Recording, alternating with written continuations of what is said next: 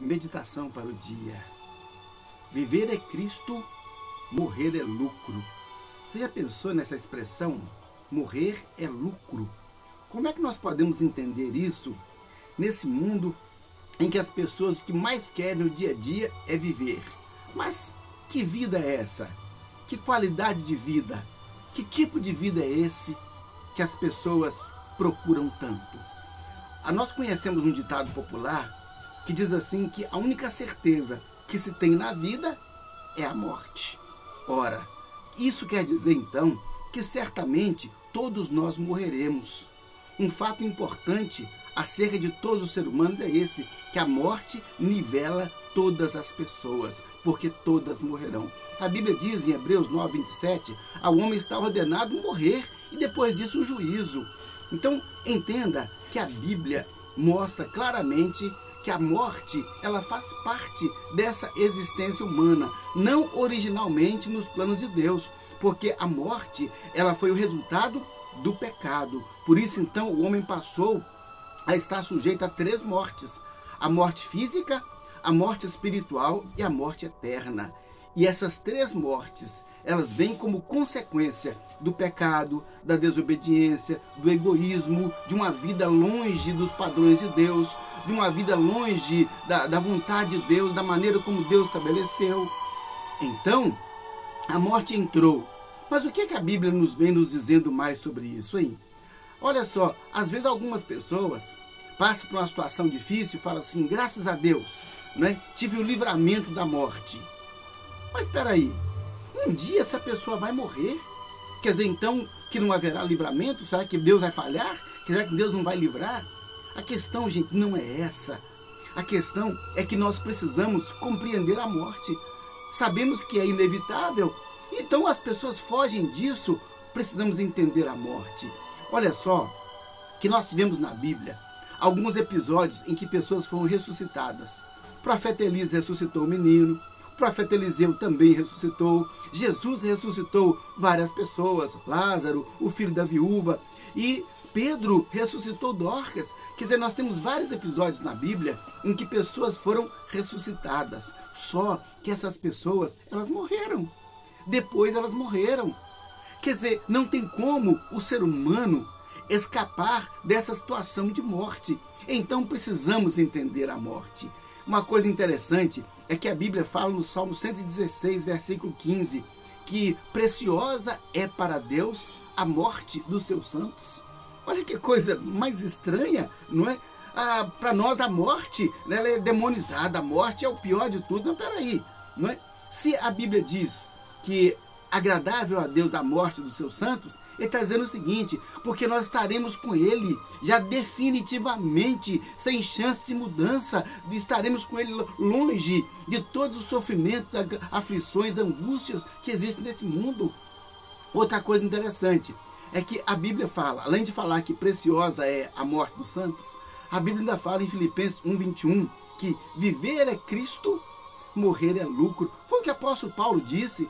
Ele disse, olha gente, se eu vivo, isso para mim é bom, porque eu estou fazendo a obra de Deus, estou com as pessoas que amo, mas se eu morrer, isso é melhor ainda, porque eu vou estar com Deus eternamente. E Paulo chega a dizer, olha, essas 2 coisas são tão boas que eu já não sei mais qual eu escolho.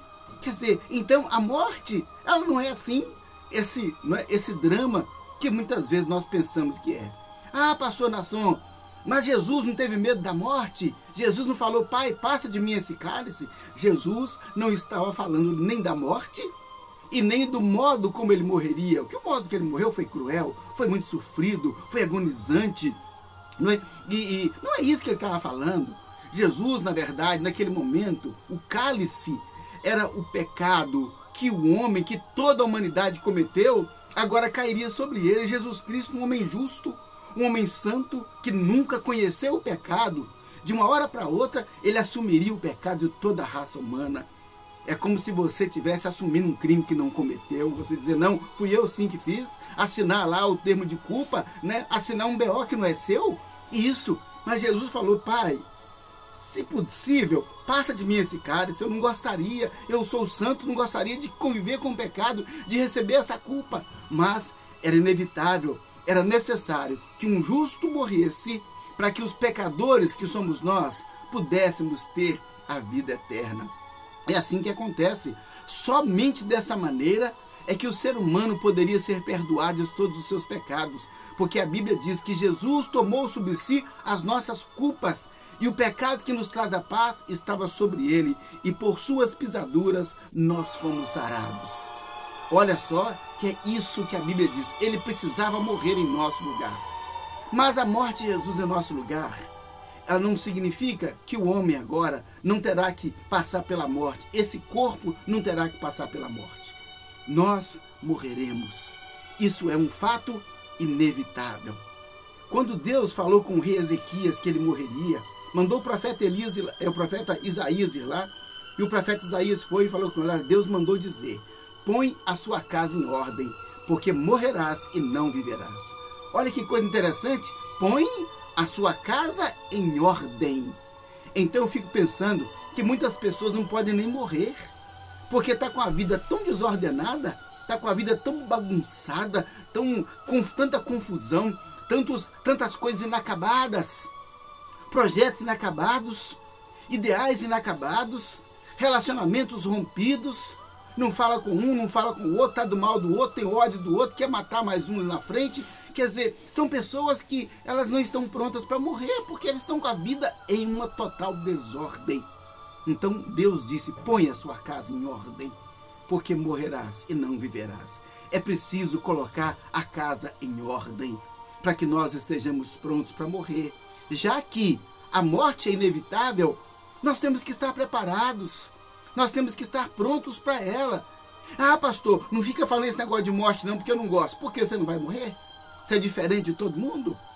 A verdade é que nós morreremos. Então precisamos estar prontos para que esse corpo, na verdade esse corpo é que vai morrer. Porque a Bíblia fala em Coríntios que a morte ela foi vencida. Onde está a morte, o seu aguilhão?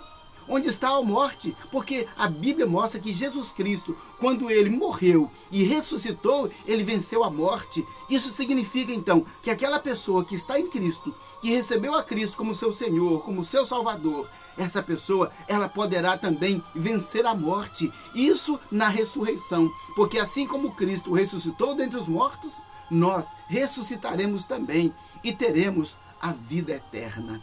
Essa é a vitória sobre a morte. Então, quando recebemos a Jesus como nosso Senhor e Salvador, então nós temos a morte dele em nosso lugar. Mas quando ele ressuscitou, significa que nós ressuscitaremos também para uma nova e eterna vida com Deus na presença do Senhor todos os dias. O salário do pecado é a morte. A Bíblia diz isso em Romanos 6:23. Então precisamos acertar a nossa vida com Deus, pedir perdão a Deus, pedir perdão às pessoas, pagar as nossas contas, ajustar, não ficar devendo nada a ninguém, honrar a nossa palavra, honrar a nossa postura, a dignidade, a ética, a moral. Pedir perdão a Deus, mas eu já fiz tanto errado, mas Deus diz, põe a casa em ordem. Então peça perdão a Deus, que Deus vai nos perdoar, estaremos com a nossa vida livre, ou seja, estaremos prontos até para morrer a qualquer momento. Podemos morrer hoje? Podemos. Eu posso morrer hoje? Posso. Não tem problema nenhum. Não temo essa morte. Não me preocupo com isso, porque eu sei que ao fechar os meus olhos, imediatamente estarei na glória com o meu Deus Todo-Poderoso, ao lado de Jesus Cristo, livre de todas as angústias que existem aqui nesse mundo. E aí precisamos saber também que ninguém pode antecipar a morte. Não pode? Ninguém pode tentar trazer para si a morte. Não é como um suicídio. Não, porque o suicídio é um pecado. E Deus não vai admitir de maneira alguma que isso aconteça. Devemos viver para Deus. Sabe o que justifica hoje a minha vida nesse mundo? Fazer a obra de Deus. Mais nada. Não espero mais nada desse mundo. A única coisa que eu espero nesse mundo é a oportunidade de continuar fazendo a obra de Deus, levando o perdão, a salvação, a vida eterna, ensinando as pessoas. Não há motivo para viver além desse. Para adquirir, para enriquecer, para fazer, não. Vamos construir pessoas, edificar vidas, restaurar o ser humano. Essa é a nossa missão de vida. Foi por isso que Paulo falou, olha, eu quero ficar aqui, porque aqui eu posso salvar pessoas, mas se eu morrer estarei com Cristo. Sabe, meu querido, Entregue a sua vida a Jesus Cristo, para que possamos ter, de fato, a vida eterna. Olha, a Bíblia diz que desse mundo nós não levaremos nada. Vamos sair daqui de mãos vazias. Ninguém vai levar nada. Por isso que não vale a pena se desgastar desesperadamente para ganhar dinheiro, não é? Para acumular coisas, porque não vamos levar absolutamente nada. Esse é um dos grandes equívocos da humanidade, querer juntar coisas e não levaremos nada. Mas olha aqui, nós não levaremos nada, mas podemos deixar muitas coisas. Podemos deixar pessoas abençoadas. Podemos deixar pessoas edificadas. Podemos deixar boas obras a favor do ser humano. Podemos deixar pessoas reconciliadas. Podemos ser pacificadores. Podemos ser apaziguadores. Podemos ser mensageiros de Deus. Podemos ser mensageiros da esperança. Podemos, então, quando nós partirmos desse mundo, as pessoas, olha, vão sentir saudade de nós. Podemos deixar saudades. Podemos deixar muitas pessoas felizes porque nós a servimos e fizemos tantas coisas maravilhosas nesse mundo. Isso nós podemos deixar, mas nada levaremos deste mundo. Quando cremos em Jesus como Salvador, nós temos a vida eterna. É isso que a Bíblia diz. Quer dizer que Cristo venceu a morte para que nós tivéssemos a vida eterna. Então, não se preocupe com a morte. Entregue agora a sua vida a Jesus Cristo. Sabe por quê? Porque viver é Cristo e morrer, isso é lucro, porque estaremos com Deus para todo sempre. Que coisa maravilhosa! A morte é o único meio de nos ligar a Deus. Você, como é que nós estaremos com Deus eternamente? Por meio da morte. Estamos salvos em Cristo, porque Ele é o caminho da vida. Agora, quando morrermos, estaremos com Deus para todo sempre. Vamos esperar a nossa hora, de corações limpos, com a mente pura, com as mãos puras, fazendo a obra de Deus com toda alegria. Vamos orar? Senhor meu Deus, te agradecemos pela compreensão que nós temos da vida, pela compreensão que nós temos da morte, pelo tanto que o Senhor nos ensina, Pai, acerca da nossa existência e da nossa permanência neste mundo. Senhor, enquanto estivermos aqui, ajuda-nos a sermos, ó Deus, amáveis, bondosos, gentis, pregadores da verdade, ó Deus, que amemos as pessoas, que resgatemos as pessoas, que vivamos aqui, ó Deus, para fazer a boa obra, para fazer, ó Deus, a restauração do ser humano, para levar a vida, Pai. Faça-nos, ó Deus, abençoadores, faça-nos, ó Deus, pacificadores. Para isso estamos aqui neste mundo, para fazer a sua obra, Pai, de resgatar o homem, ó Deus, do poder do pecado, da morte e do diabo.